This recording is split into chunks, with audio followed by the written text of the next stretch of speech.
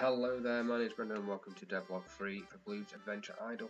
As you can see by the title, we have a new skill, the second skill in 2 weeks. Starting to ramp up as much as I can.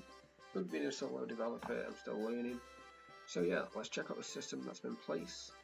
Let's just pop over into the cooking building. Let's click on the cooking range. The cooking interface will pop up.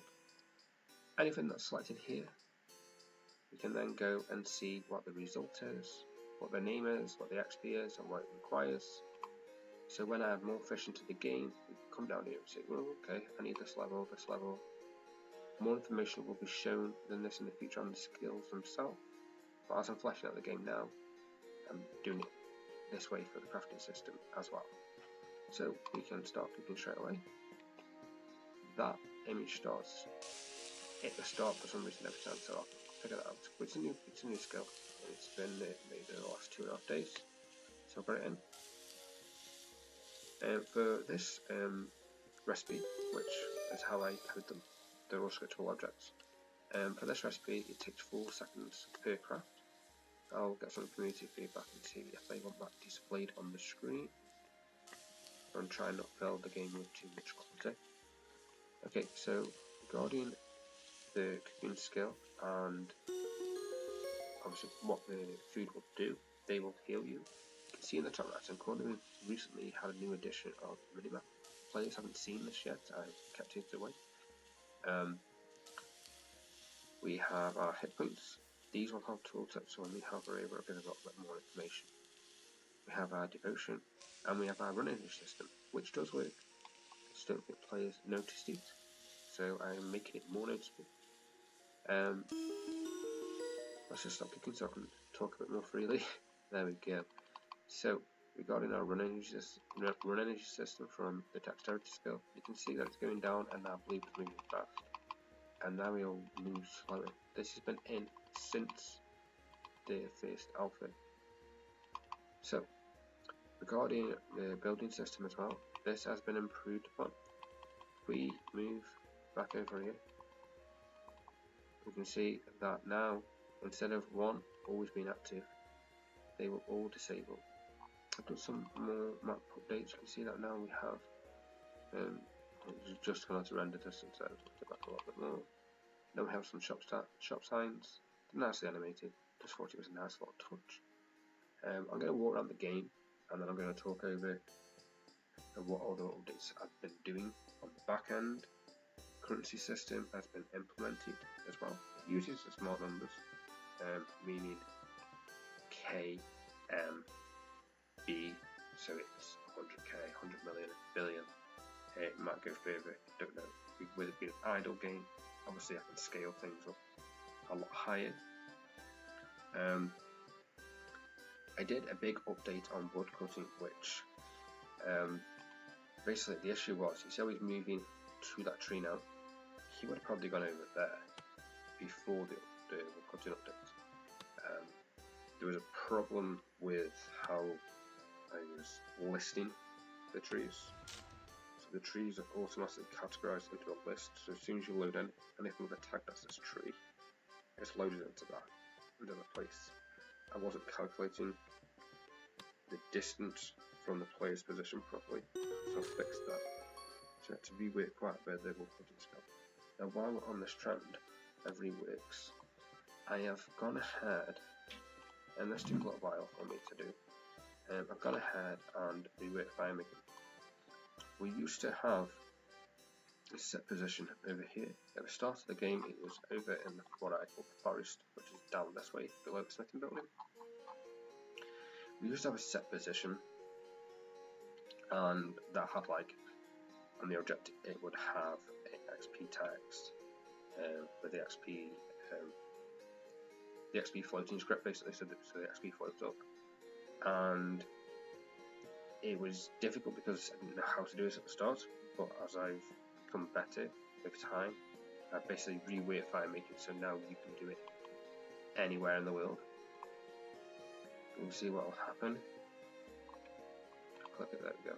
You'll instantiate the fire, and then what will happen is the bonfire effect, so we'll add the logs to the fire, but that can happen anywhere in the world, but I had to do more work on the back end. So let's just shut this log and I can show you what I had to do, because I knew players would try to, and I have to start thinking, is the player not how I would play it?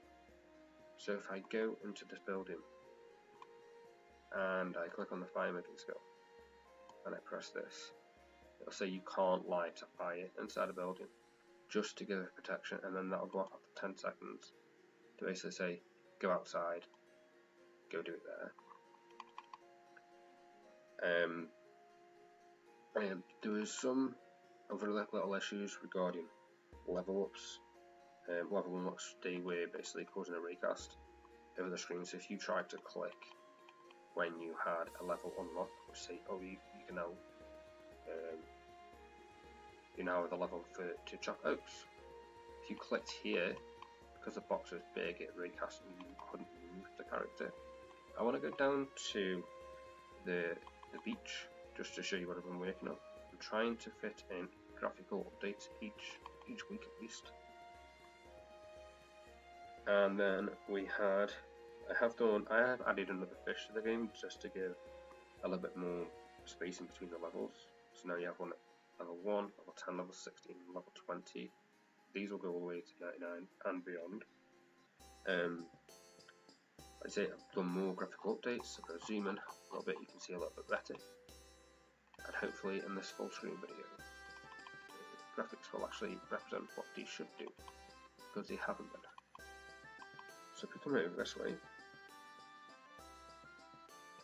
you see there's a path, and no one's asked me about this yet, but this path is basically going to lead to the island 2. I'm going to name them properly, and you can see that we just upgraded the dexterity level, level up the dexterity level. If people didn't know, the dexterity is a passive skill right now until I implement more ways to make dexterity useful. So anyway, let's get on to this new beach here. You can see on the minimap, which I really like. So let me know what you think about that. Should we zoom out? Just general thoughts about the UI in general. See, I've done a bit more work around here. I've carried the beach on, and I also removed the ugly cliff because it didn't have a tile that joined right, so it just looked weird. I've added some more fish across the waters. This is a fishing spot, just to give a bit more life into the sea.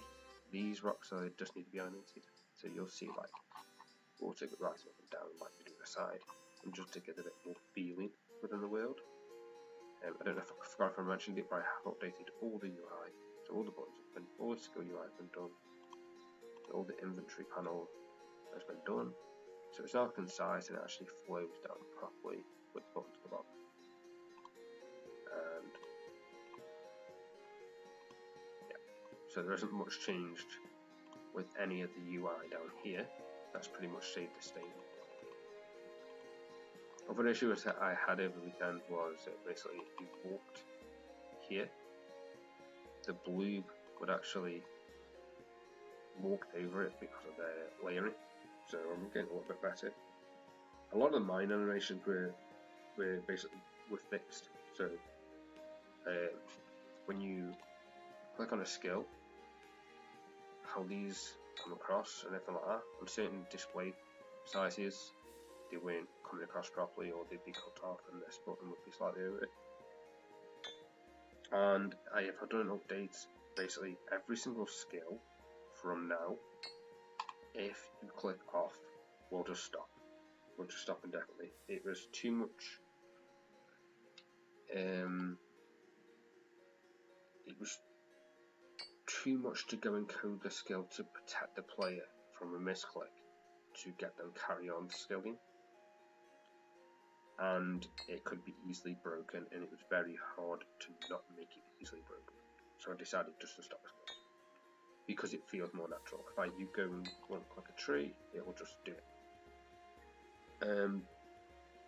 We had a little update over the weekend where basically I had to refactor how the resources are kept within the game, and basically decreased my file size down from around 800 megabytes down to 150, so that's massive. And yeah, I've basically done a bit of restructuring and things that you don't see. And for this devlog, I'm going to cut it short, but I'm going to explain some things what I'm going to be working on over the next week. So the shop system is going to come in place. So when you hover over your inventory, the goal is below quantity there would be a value. So this value would update with the quantity. So say if it's worth 5 gold, you have 4, would be 20. When you go into the shop and then get this value, and then if you want to sell them, I'm going to do it very basic at the start and then build the system. You could then get the gold with, and every player will start off with 100 gold, which is represented here. Anyway, that's going to be that for that update, for that devlog. I know it was short, quick, snappy. I need to get back and start making the shop system. It's scaring me, but it's going to be the first one I've made, and the whole game is the first thing I've made, so bear with me, give me some feedback, as much feedback as possible. Love, hate, no matter what, it's okay. Anyway, if you like the video, drop a like. If you want to subscribe, go ahead. If you want to join the Discord and join the community and help me make this game the best it can be, any suggestions, how you think certain passive should work, and if you think a skill would be better as a passive, then let me know. Okay, I've enjoyed doing this video, guys, and I'll see you in the next one.